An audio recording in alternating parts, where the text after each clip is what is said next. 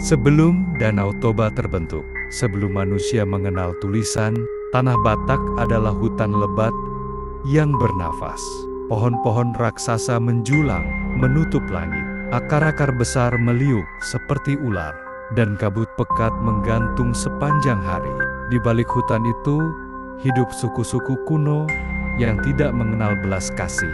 Mereka percaya, roh leluhur haus darah, dan satu-satunya cara menjaga keseimbangan dunia adalah dengan mempersembahkan daging manusia. Darah bukan hanya makanan, melainkan jembatan antara dunia hidup dan dunia roh.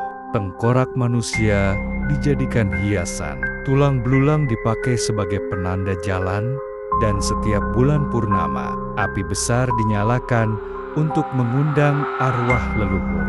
Di puncak gunung berkabut, berdiri sebuah batu hitam. Raksasa bernama Batu Pangulubalang, tempat roh-roh kegelapan berkumpul. Wajah-wajah manusia terukir samar di permukaannya, seolah mereka sedang menjerit tanpa suara. Berabad-abad kemudian, seorang pemuda bernama Parulian tersesat ke dalam hutan itu.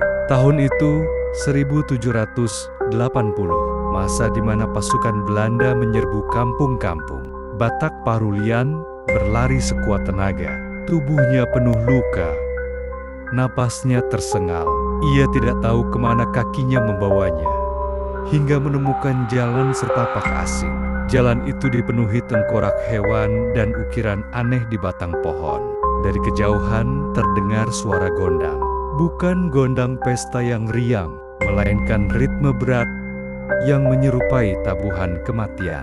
Dengan gemetar ia menyusuri jalan itu, hingga tiba di sebuah lembah tersembunyi. Api unggun raksasa menyala di tengah lapangan, dikelilingi puluhan orang bertelanjang dada. Mereka menari, tubuhnya diwarnai arang dan darah.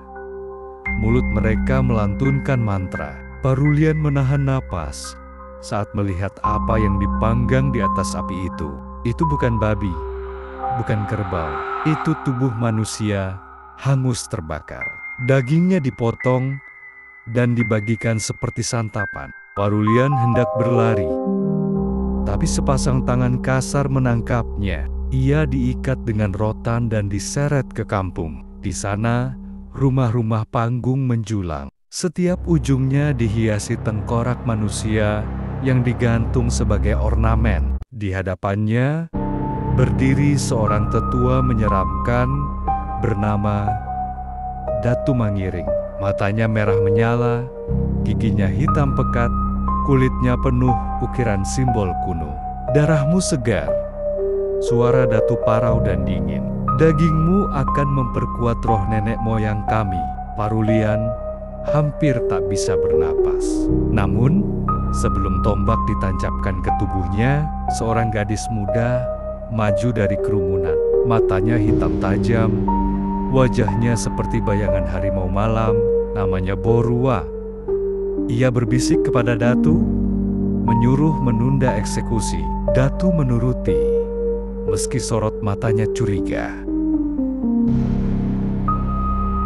Borua membawa Parulian diam-diam ke puncak gunung. Di sanalah Parulian melihat Batu Pangulubalang dari dekat. Batu itu hitam pekat, dingin, dan wajah-wajah manusia terukir jelas di permukaannya, seperti hidup dan menjerit. Borua berbisik, batu ini menyimpan roh orang yang dimakan suku kami. Mereka tidak mati, mereka menunggu. Leluhurmu pernah memberontak, menolak ritual pemakanan manusia. Karena itu, ia dikutuk. Darahmu mewarisi kutukan itu. Kau bisa membebaskan roh-roh ini, atau ikut menjadi makanan mereka. Parulian menggigil, tubuhnya lemas. Ia tidak percaya darahnya terikat pada rahasia kuno yang mengerikan. Malam itu, ia dipaksa menghadiri pesta darah. Api besar menyala, gondang ditabuh, dan tempayan penuh darah manusia beredar dari tangan ke tangan. Aroma anyir bercampur daging panggang memenuhi udara. Orang-orang menari, tapi wajah mereka pucat, Mata mereka kosong dan suara-suara bisikan mulai terdengar dari arah batu. "Parulian, ikutlah kami." Suara itu menggetarkan dadanya, seolah memanggil dari dalam darahnya sendiri. Ia hampir pingsan. Borua menggenggam tangannya, berbisik, "Kalau kau ingin hidup, kau harus memilih. Bergabung dengan mereka, atau hancurkan batu itu." Tapi rencana mereka ketahuan. Datu Mangiring murka. Ia menuduh Borua berkhianat, lalu menghunus tombak dan menusuknya tepat di dada. Darah mengalir deras. Tubuh Borua jatuh di pelukan Parulian. Dengan napas terakhir, ia berbisik lemah, "Bebaskan roh-roh itu. Hancurkan batu. Kalau tidak, mereka akan terus makan daging manusia." Tangisan bercampur amarah membuat Parulian nekat. Ia meraih obor, melompat ke arah batu Pangulubalang, dan menghantamkannya sekuat tenaga. Api menjalar. Batu itu bergetar waj-wajah, di permukaannya menjerit bersamaan. Lembah bergetar, tanah runtuh, dan api darah melahap seluruh perkampungan. Parulian berhasil keluar dari hutan. Tapi sejak hari itu, ia tidak pernah sama lagi. Matanya kosong, mulutnya berbisik sendiri, dan setiap malam purnama, ia menghilang ke hutan. Orang-orang berkata, ia menjadi perantara roh kanibal, bahwa kutukan batu Pangulubalang masih mengalir dalam darahnya. Hingga kini, di desa-desa tua sekitar Danau Toba, ada larangan tak tertulis. Jangan pernah berjalan ke hutan pada malam purnama.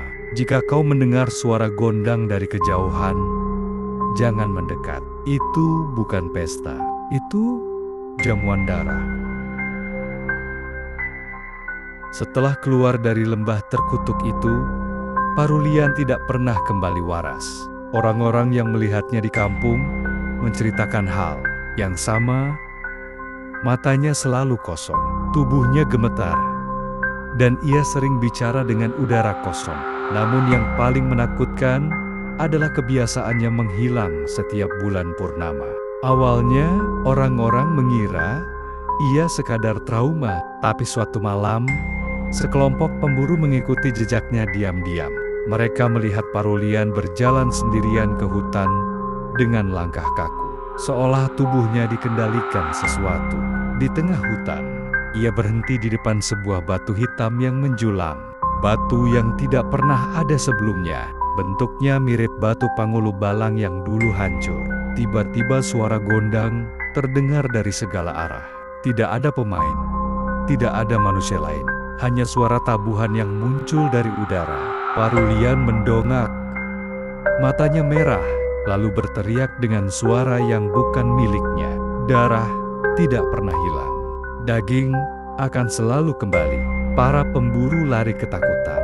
Dan keesokan harinya, salah satu dari mereka ditemukan mati. Tubuhnya tanpa kepala. Isi perutnya hilang. Hanya tersisa kulit yang mengering. Sejak saat itu, muncul cerita-cerita aneh di sekitar Danau Toba. Seorang misionaris Belanda menulis dalam catatannya bahwa ia menemukan penduduk yang masih menyimpan potongan daging manusia di tempayan, dijadikan jamu untuk kekuatan. Ada pula kisah seorang datu yang bisa memanggil roh dengan cara merebus tulang belulang manusia dan menaburkan abunya ke sungai. Tapi yang paling menakutkan adalah legenda tentang hula-hula si Raja Batak tua. Leluhur pertama yang dipercaya membawa ilmu makan daging manusia. Konon ia pernah membuat perjanjian dengan roh hutan, roh yang disebut Debata Uhir, makhluk gaib yang menuntut darah untuk menjaga tanah Batak tetap subur. Sebagai gantinya, roh itu memberi kekuatan luar biasa, tubuh kebal senjata, ilmu gondang pengendali jiwa, dan umur panjang. Namun syaratnya, satu daging manusia tidak boleh berhenti dikurbankan. Parulian, tanpa ia sadari, adalah keturunan langsung dari leluhur pengkhianat yang pernah menolak perjanjian itu. Karena itulah Roro selalu mencarinya. Darahnya adalah kunci untuk menghidupkan kembali ikatan lama antara manusia dan Debata Uhir. Malam demi malam, Parulian semakin larut. Ia mulai memakan daging mentah secara diam-diam. Awalnya daging binatang, tapi lama-kelamaan ia mendambakan sesuatu yang lebih. Matanya berubah, giginya semakin tajam, tubuhnya kurus tapi kuat. Orang-orang yang hilang di hutan sering ditemukan tak utuh. Dan setiap kali Parulian kembali ke kampung dengan bau anyir darah di tubuhnya.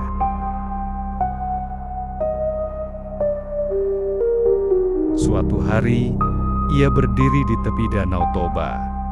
Kabut tebal turun. Air danau beriak tanpa angin.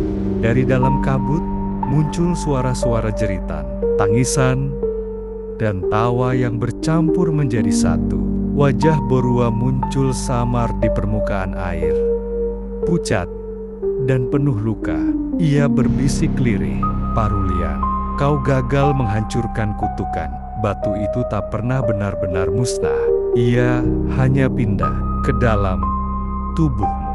Parulian menjerit sekeras-kerasnya, tapi suara gondang dari danau menelan segalanya. Orang-orang yang mendengar jeritan itu bersumpah bahwa hingga sekarang, setiap bulan purnama, jeritan itu masih bergema di atas air Danau Toba. Legenda ini lalu menjadi bagian gelap dari sejarah yang jarang diceritakan. Suku-suku Batak kuno akhirnya meninggalkan ritual kanibalisme, digantikan oleh adat dan agama baru.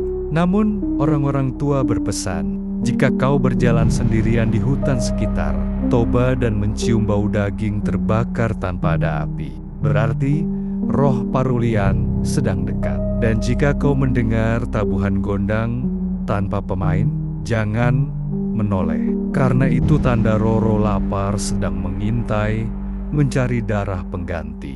Kutukan itu mungkin telah terkubur ratusan tahun, tapi darah tak pernah benar-benar hilang. Ia menunggu untuk dipanggil kembali.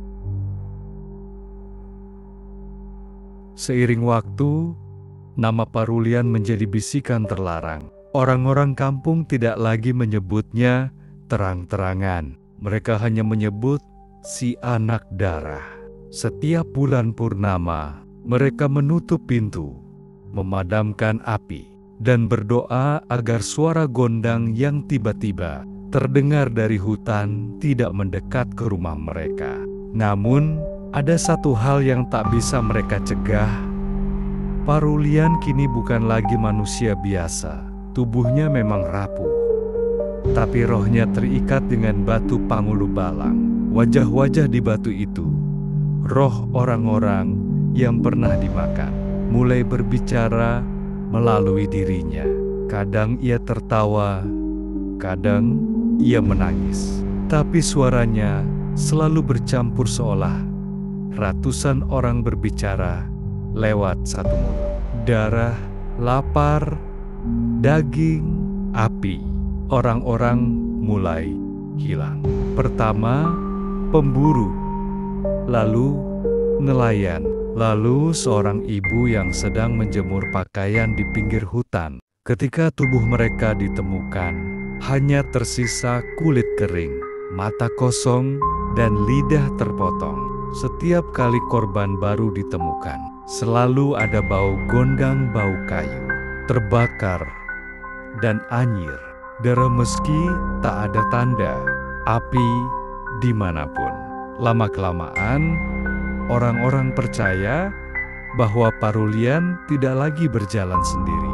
Ia diiringi bayonggan-bianggan hitam, roh-roh yang dulu terjebak di batu Pangulu Balang. Mereka muncul sebagai siluet di antara pepohonan. Mata merah menyala, tubuh mereka kurus kering, tapi bergerak cepat. Dan siapapun yang menoleh akan hilang esok paginya. Seorang datu tua yang masih memegang ilmu leluhur mencoba menghentikan Parulian. Ia membawa tongkat sakti, mantra kuno, dan seekor kerbau putih sebagai persembahan. Ia berteriak, ke arah hutan. Debata uhir, kembalilah ke tanahmu. Jangan biarkan darah manusia jadi jamuan lagi. Malam itu hujan deras turun, petir menyambar, dan danau beriak seperti direbus. Dari dalam kabut muncul sosok raksasa hitam. Matanya merah, mulutnya penuh taring. Itulah Debata Uhir, roh yang pernah membuat perjanjian dengan leluhur Batak. Ia menatap datu tua itu, lalu tertawa keras. Manusia, kalian lupa janji. Daging harus terus mengalir, atau tanah ini akan kering. Parulian adalah warisanku. Ia adalah pintu antara roh dan darah. Seketika kerbau putih mati di tempat. Darahnya mengalir ke tanah, lalu terserap cepat.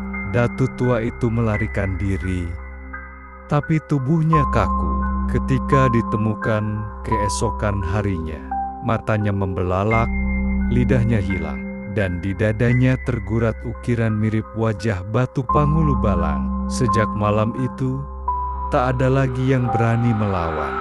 Kampung demi kampung kosong. Orang-orang memilih pindah jauh dari hutan Toba, meninggalkan tanah leluhur mereka.